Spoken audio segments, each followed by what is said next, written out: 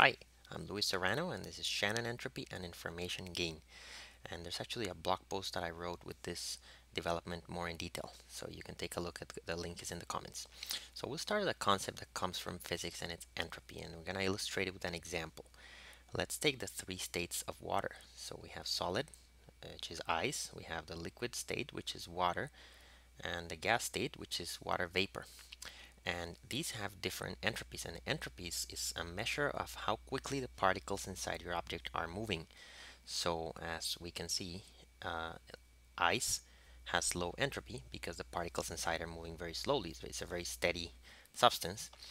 And for water, it's medium because they're moving a little faster. And for water vapor, it's very high because the particles inside are moving very quickly.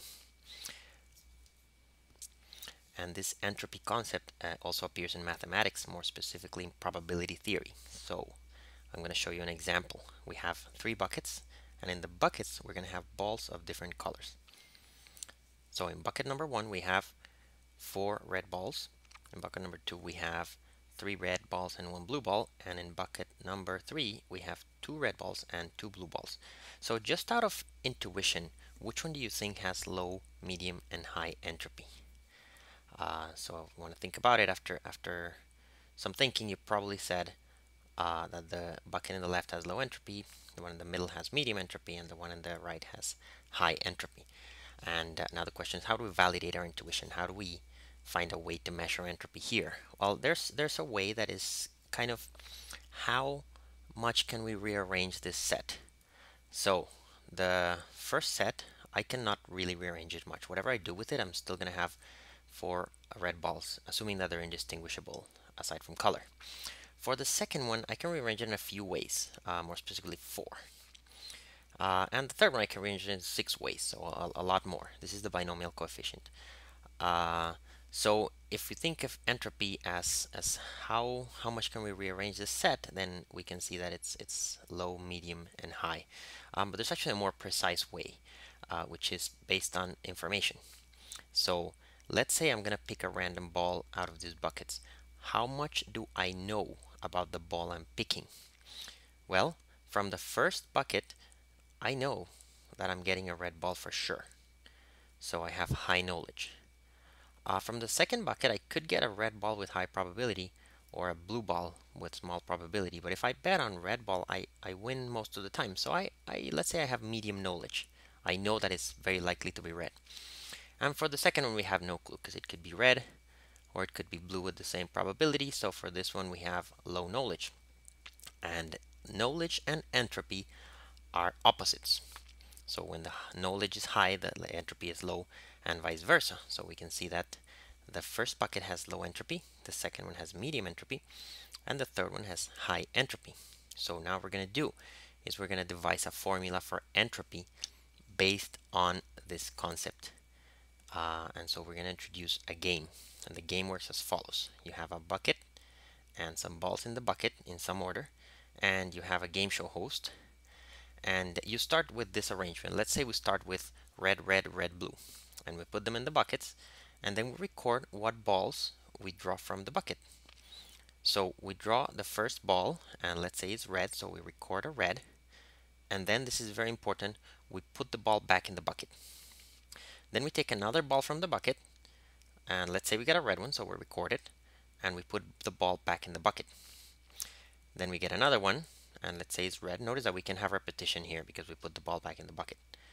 And let's say we get red, and for the last one, let's say we got blue, so we record a blue. And now the game says, if you manage to get the exact same sequence that you started with, red, red, red, blue, then you win a lot of money. If, for example, we were to draw balls in this order, red, blue, blue, red, then we win nothing. And that's the game. And now, looking at this game, what do we think is the best bucket to play the game with? And which one is the worst? So let's think about it. Which one of these buckets would you rather play the game with if you were given a chance for starting position? And you probably thought that it's like this: best, medium, and worst, and that's the correct answer. Because if you think about it, if you start with the red balls, you're always going to get it, the red balls, so you will know win for sure. So let's actually calculate this. What is the probability of winning in each of the games? So in the game played with each one of these starting arrangements. Well, let's go back to the one we were looking at, and let's calculate the probability of winning at this game. So we draw the first ball. That first ball has to be red. So what's the probability that the ball is red? Well, there's 3 red balls and 4 balls in total. So it's 3/4, which is 0.75. What's the probability for the second ball to be red? Well, again, 0.75, 3/4.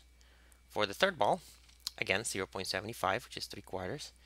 And for the fourth ball, well, it has to be blue, so it's 0.25. And now, what is the probability that we win lots of money? Well, since we put the ball back in the bucket, then we're starting with the same arrangement every time, which means these events are independent. And when we have independent events, the probability of all of them happening is the product of the probabilities of all the events. So here we multiply 0.75 3 times 0.25, and we get 0.105. So 10% probability of winning. So not too good, right? So what happens if we play it with this arrangement? Well, this is an awesome game, because no matter what I do, the balls are all going to be red. The first one has probability 1 of being red, the second one has probability 1, third has probability 1, fourth has probability 1, and if I multiply them, the probability of winning lots of money is 1. And now, for this last game, the probability of getting a red ball is 1/2, because we have 2 red balls out of 4 balls. And for the second red ball is again 0.5. For the first blue ball is 0.5, because now we have two blue balls among 4 balls. And for the last ball is also 1/2. So the probability of winning lots of money is the product of these 4, which is 0.0625, so 6%. So that's the lowest probability of winning. And let's summarize that in a table. So here's our 3 arrangements, our probabilities of having a red ball and a blue ball, and the corresponding products, which is the probability of winning. And these probabilities are 1, 0.105, and 0.0625. So high for the first one, medium for the second one, and low for the third one. And we're going to use these probabilities to find a formula for entropy. But first, let's look at the probabilities. These probabilities are given by products. Like this, 0.75, 0.75, 0.05, 0.25. I'm not a big fan of products, and neither is my friend here. Why are we not big fan of products? Because look at these numbers. They are all between 0 and 1. If we have 4, the product's already pretty small. If we had 1,000 numbers that are very small, the product is going to be tiny, and that's hard to deal with. And also, if you have a product, changing one number kind of changes the entire product by we don't know how much. So they're small and volatile. What's better than product? Well, go back to grade school and remember what we learned before products. We learned sums. So sums are good. So we're going to try to turn this product into a sum. And now the quiz question is, what function can we use to turn products into sums? Well, the options are sine, cosine, logarithm, or exponential. So feel free to pause the video and think about it. I'll give you the answer. The answer is logarithm, and it's because of this beautiful identity that says logarithm of a times b is logarithm of a plus logarithm of b. So the logarithm of a product is the sum of logarithms. So if we take the logarithm of that product on top, we get a sum of 4 things, and that's what we want. And spoiler, that's the entropy. Almost. So let's look at our table like before, with our products of 4 things being the probability of winning. And let's take the logarithm and let's take it base 2, and we'll see why later is because of information theory. So our products become sums. And so we have things like the product 1 times 1 times 1 times 1 becomes the sum 0 plus 0 plus 0 plus 0, and so on for the others. And we take the negative logarithm, and the reason is because numbers between 0 and 1 have negative logarithms, and to turn this into positive, we just take the negative. And the entropy is going to be almost the sum of this. It's going to be the actually the average. So we're going to take the average of these 4 numbers.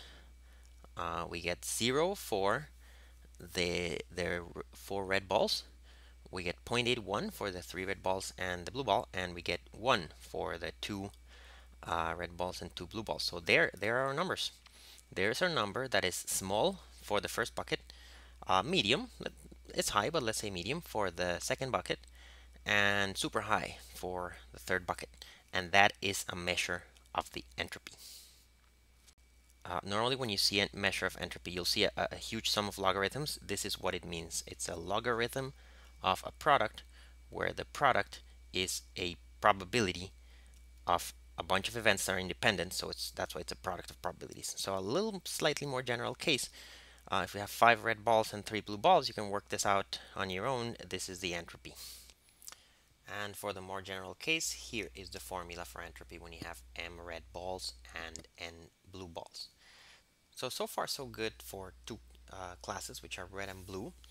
But what if there are more classes? And this is where things get interesting, because now we can connect entropy with some more tangible things to measure, like for example number of questions that we need to ask to know a certain thing. And this is where the genius of Claude Shannon came into play. He wrote this paper, A Mathematical Theory of Communication, where he connects these two things, entropy and information gain. So let's look at these sequences now. They're not red balls and blue balls, but there's 4 possible letters. The first sequence has the letter A H times. The second one has 4 A's, 2 B's, 1 C, and 1 D. And the third one has 2 A's, 2 B's, 2 C's, and 2 D's. So here's a question. How do we order them in terms of entropy? So either you can calculate with the formula we gave previously, or just with your intuition. And you'll probably realize that the first one has very low entropy, the second one has medium entropy, and the third one has high entropy. But here's another question that is equivalent actually. How do you order them in terms of how easy it is to guess a random letter? So here's where knowledge comes into play. The first sequence, no matter what I do, I'm going to grab an A if I take a letter randomly. So that's easy. For the second one, I have just a safe guess to say that it's an A. So let's say we know a little bit of it. And for the third one, we know nothing because they all have the same probability of appearing. So this one is hard. So let's actually go ahead and calculate the entropies for these 3 sequences. I'm going to do it with the game and with the formula. So remember that the game said the following. I have a bucket with 8 letters A, and the idea is that I grab them randomly one by one, and if I get the sequence A times again, I win. So the probability of winning here is trivial, it's 1, right? Because the probability of getting a letter A is always 1, so it's going to be 1 for each one of these. Multiply them and I get a 1. If I take the negative logarithm and then divide by 8, I get the following, and so my entropy is 0, because logarithm of 1 is 0. For sequence 2, well, what's the probability of grabbing random letters out of the sequence and getting A, B, B, C, D? Well, the probability of getting an A is a half, because it's 4 out of 8. There's 4 letters A among the 8 letters. In the same way, probability of B is 1/4. Probability of C and D are all 1/8. So for getting these 4 A's, I need a half. For these B's, I need a quarter. And for the C and the D, I need an 8. And I need to multiply them, so the product is this number. And if I take the average of the negative logarithms, so I take the negative logarithm of this and divide by 8, I have that the entropy is 1.75. And for the third sequence, well, the probability of any letter is 1/4. So A, B, C, and D are all 1/4. The probability of drawing letters and getting these is going to be a quarter to the 8th. And if I take the negative logarithm of this and divide by 8, which is what the formula for entropy said, I get that the entropy is 2. So let's summarize. For the first one, the entropy is 0. For the second one, the entropy is 1.75. And for the third one, the entropy is 2. And this also happens if I rearrange them, right? There's no reason that the letters need to be arranged. But now this is where things get really cool. The entropy is going to be the answer to this question. It's going to be the average number of yes/no questions we need to ask to guess what letter we picked. So if I have my sequence and I pick a letter and you want to guess which one it is, you can ask several questions. The number of questions that you need to ask on average is the entropy if you do it in the smartest possible way. So here's a naive approach. Let's say I picked a letter and you want to find out what letter it is. So you can ask four questions. The first one is it A? I could say yes or no. The second one is it B? The third one is it C? And the fourth one is it D? Now, as you may have noticed, the fourth one is unnecessary because if you got no for question 1 and 2 and 3, then you know it's not an A or a B or a C, so it's a D. Therefore, we need 3 questions. But we may be able to do better based on the set. For example, let's see how we do with this sequence of the letter A 8 times. Well, if I tell you that I picked a letter out of this sequence and you want to find out which one it is, you don't need to ask me any questions. You know it's an A. So you need 0 questions to find out, and the entropy is 0. Now let's skip sequence 2 and go all the way to sequence 3. So if I picked a letter out of this sequence and you want to ask the minimum number of questions in order to find out what letter it is, you could go the traditional approach of saying, is it A, is it B, is it C? But there's a smarter way, right? You can do some kind of binary search and say, okay, well, is it going to be A or B? And if I say yes, then you know it's A or B, and if I say no, you know it's C or D. And now only one more question is needed, because if you're on the AB side, you say, is it A? And then if the answer is yes, you get an A. If it's no, you get a B. And if you're on the CD side, you say, is it C? So if the answer is yes, you get a C, and if the answer is no, you get a D. So what's the average number of questions? So if this procedure is done many times, picking a random letter, asking questions, how many questions am I be asking on average every time? Well, this is easy because every letter appears with probability 1/4. So 1/4 of the time I'm going to be needing 2 questions if it's A. 1/4 of the time I'm going to be needing 2 questions if it's B. The same thing for C and D. So the formula for the average is going to be 2. 2 questions on average to find out what letter we have, and the entropy was 2. So there we go. The entropy is the number of questions needed to find which letter we picked. And now let's go to sequence 2 and try this same approach. So this is the tree of questions we'd be asking. Is it A or B? And then if you're on the left, you say is it A, and if you're on the right, you say is it C. So 2 questions for every scenario. But now let's find the average number of questions, and it's going to be slightly different because this letters are not equally distributed. You get A half of the time, B 1/4 of the time, and C and D an eighth of the time each. So half of the time we're going to get 2 questions, 1/4 of the time we're going to get 2 questions, and an eighth we're going to get 2 questions. So the formula again gives us 2 for the number of questions that we need to ask on average. But we can do a little better here, and actually the traditional approach will work better. Notice that the letter A appears half of the time. So a good question to ask is it A? And if it's A, then in one question we're done because the answer was yes.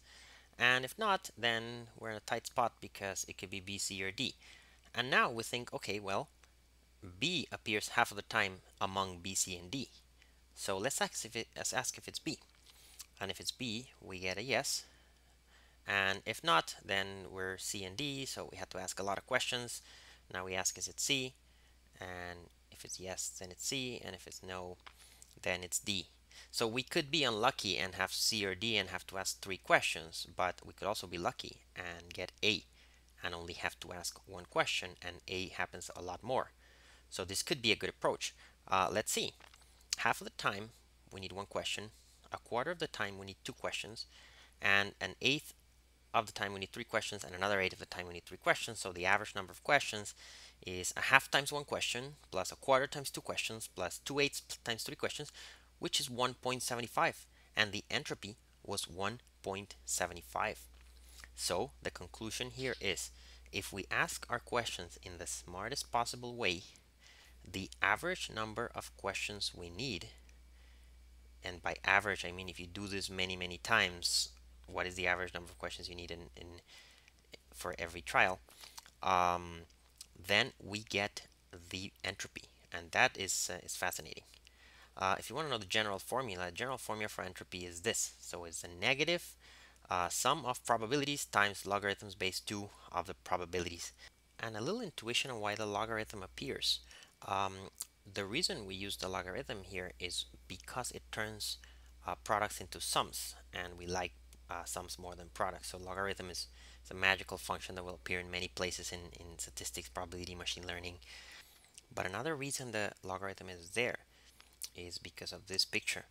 Let's say we have n letters and we want to guess what letter we picked. So in this tree, this height is roughly going to be logarithm base 2 of n. And the reason is because if the height was, for example, k, you would roughly have 2 to the k leaves on the bottom. And so that's the reason why logarithm appears in information theory. So that's it. Thank you for your attention. If you liked this video, please subscribe or hit like or share anywhere you want, and add some comments. I love reading the comments, and any questions I try to answer them. Uh, and please feel free to follow me on Twitter or check out my GitHub blog or check out other videos on this channel. I got a bunch of videos about machine learning and related topics. And if you really like this, check out Udacity. I teach a few courses there on artificial intelligence, machine learning, deep learning, etc. Thank you, and see you next time.